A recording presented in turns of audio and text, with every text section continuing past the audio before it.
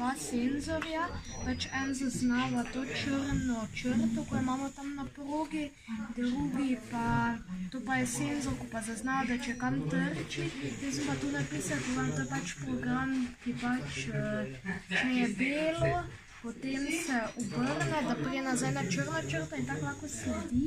Tu pa imamo to, če se pa stisne, gre pa prvo malo nazaj, potem se pa obrača, pa gre mimo predmeta tega.